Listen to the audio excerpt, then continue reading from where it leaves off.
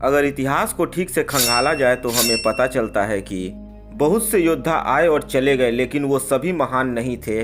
महानता की उपाधि यूं ही थोड़े मिल जाती है।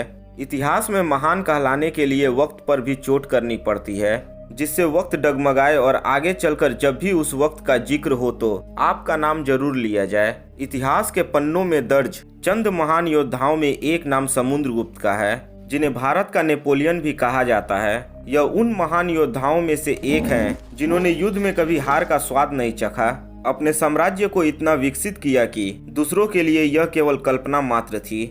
नमस्कार दोस्तों, मैं आपका दोस्त सूर्या सिंह और आप देखना शुरू कर दिए हैं सूर्या टॉक। दोस्तों, आज हम भारत के नेपोलियन कहे जाने वाले महान योद्धा समुद्रगुप्त के बारे में बात करेंगे और जानने की कोशिश करेंगे कि आखिर क्यों समुद्रगुप्त को भारत का नेपोलियन कहा जाता है। तो चलिए दोस्तों शुरू करते हैं।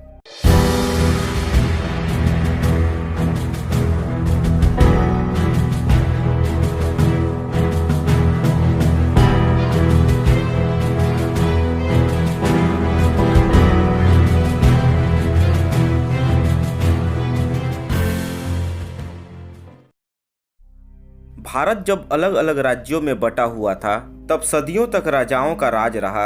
ऐसे में कई राजा आए और चले गए, किंतु उनके द्वारा किए गए कार्यों और अदम्य साहस के कई किस्से आज भी मशहूर हैं। इसी क्रम में गुप्त राजवंश के एक राजा हुए समुद्रगुप्त। वही समुद्रगुप्त जिन्हें भारत का नेपोलियन तक कहा गया। उन्होंने न सिर्फ कई विदेशी शक्तियों को पराजित कर अपनी शक्ति का लोहा मनवाया, बल्कि अपने बेटे विक्रमादित्य के साथ मिलकर भारत के स्वर्ण युग की शुरुआत की। समुद्रगुप्त का जन्म कब और कहां हुआ इसके कोई पुख्ता प्रमाण नहीं मिलते। हाँ, उनके शासनकाल का जिक्र जरूर मिलता है, जो कि 330 से 380 ईस्वी के आसपास रहा। समुद्रगुप्त बचपन से ही कुशांग्र थे और उनके अंदर एक राजा वाले सारे गुण मौजूद थे, और यही कारण रहा कि उनके पिता चंद्रगुप्त ने अपने अनेक पुत्रों में से उन्हें ही अपना उत्तराधिकारी चुना और अपने जीवन काल में ही समुद्रगुप्त को शासन सौंपने का मन बना लिया था।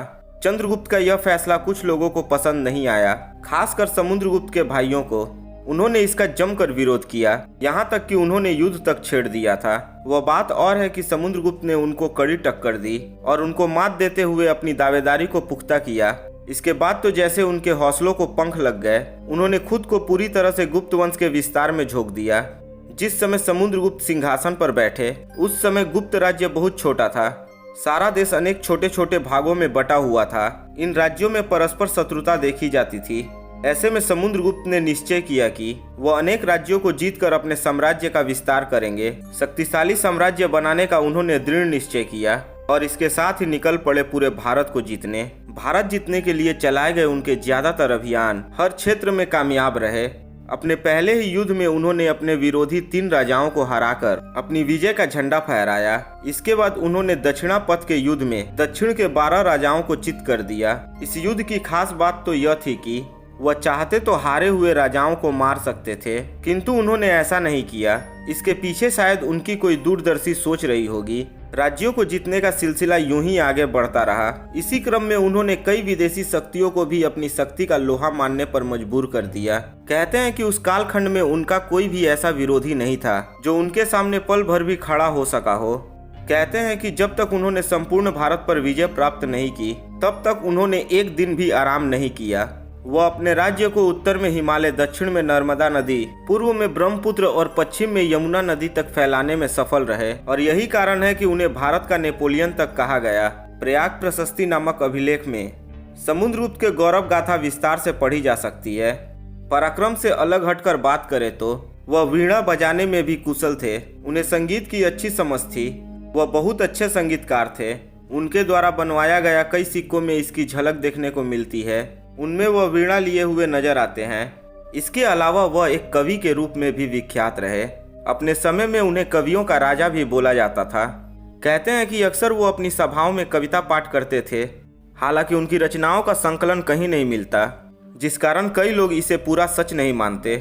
भारत में मुद्रा के चलन में भी समुद्रगुप्त की भूमिका को अहम माना जाता है। उन्होंने शुद्ध स्वर्ण की मुद्राओं का प्रचलन करवाया। अपने शासनकाल में उन्होंने मुख्यतः 7 प्रकार के सिक्कों को बनवाना शुरू किया। वैवाहिक जीवन की बात की जाए तो समुद्रगुप्त ने कई शादियां की, लेकिन किसी से उन्हें पुत्र की प्राप्ति नहीं हुई। पुत्र की प्राप्ति उन्हें अपनी पटरानी अग्र महर्षि पट महादेवी से हुई। उनसे ही चंद्रगुप्त द्वितीय विक्रमादित्य का जन्म हुआ। जिन्होंने बाद में गुप्त साम्राज्य को और आगे बढ़ाया।